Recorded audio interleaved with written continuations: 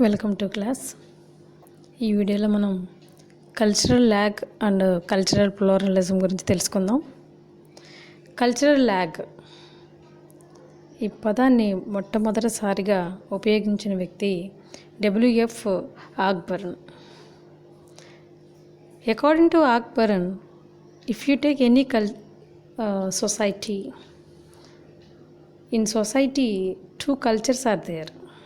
One is material culture and non-material culture. What is material culture?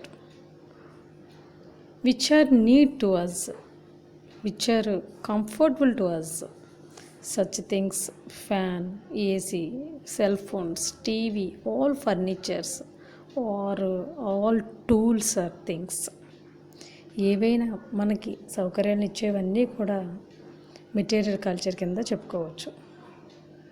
Next, which are important to us, which are giving relations to us, which are valuable to us, such as values, traditions, customs, language, beliefs, religion, art, education etcetera.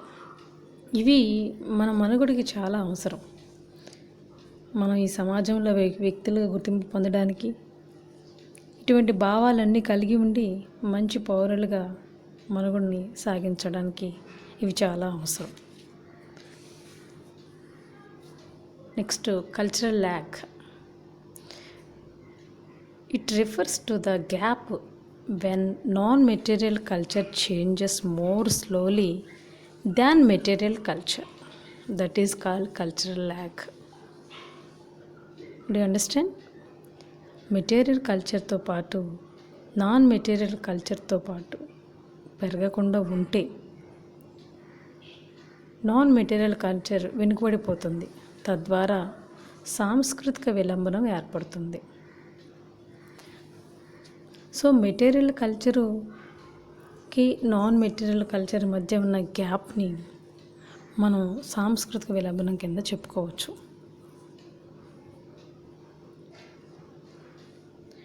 For example, education సెక్టర్ని తీసుకుందాం.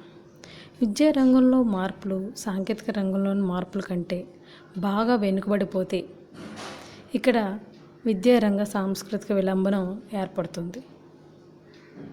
Okay, అట్లా అన్నమాట. Next, cultural pluralism. సమాజంలోని జాతులన్నీ కలిసి ఉంటేనే ప్రతి జాతి తమ గుర్తింపు కారణమైన సంస్కృతిని కాపాడుకుంటూ మనుగడ సాగించడమే సాంస్కృతిక బహుళత్వం అంటాం. That is cultural pluralism.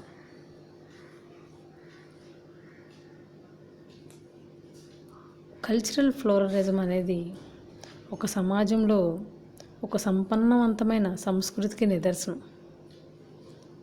For example, Indian culture Dravida, Arya, Persian సంస్కృతుల సమ్మేళనమే మన ఇండియన్ కల్చర్. మన భారతీయ సంస్కృతి వీటన్నిటి యొక్క సమ్మేళనం.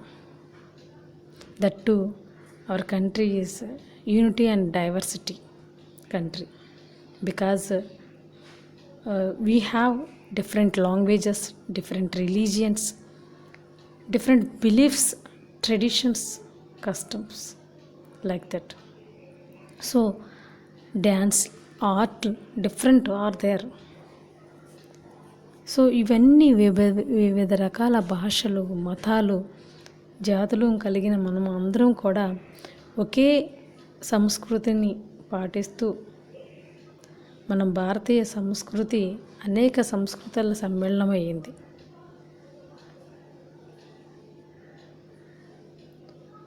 For example, western culture, food or dress, ఈ విషయాల్లో కొన్ని మనం పాటిస్తున్నాం. లైక్ దట్ వెస్ట్రన్ కంట్రీస్ కూడా మన భారతీయ సంస్కృతిని పాటిస్తున్నారు. మన ఇండియన్స్ ఎవరైనా ఫారిన్లో ఉంటే వాళ్ళు కూడా మన భారతీయ సంస్కృతిని అక్కడ చాటి చెప్తున్నారు. మన సంస్కృతిని అక్కడ గౌరవిస్తూ కాపాడుతూ ఉంటున్నారు. సో ఇట్లా ప్రతి దేశం యొక్క సంస్కృతిని కాపాడుకుంటూ అదే వారి దేశం యొక్క సంస్కృతిని కాపాడుకుంటూ విలువలను పెంపొందించుకుంటూ మంచి సంస్కృతిని మనం కాపాడుకుంటూ మంచి సంస్కృతిని మనము ముందు తరాలకు కూడా అందిస్తూ ప్రతి మనిషి తన బాధ్యతగా ప్రతి పౌరుడు తన గౌరవభావంతో మన సంస్కృతి మీద గౌరవభావంతో ఉంటూ మంచి సంస్కృతిని పాటిస్తూ మంచి సంస్కృతిని ముందు తరాలకి అందించాలి. So as a citizen you take that good responsibility to everyone. So నేటి బాలలే రేపటి పౌరులు అంటారు కాబట్టి as a teacher you should follow that and you should inspire to children. ఒక టీచర్గా మనం పాటిస్తూ విద్యార్థులను కూడా మంచి సంస్కృతిని కాపాడగలిగే మంచి పౌరులుగా తయారు చేయగలగడమే ఈ కాన్సెప్ట్ యొక్క ముఖ్య ఉద్దేశం. ఓకే.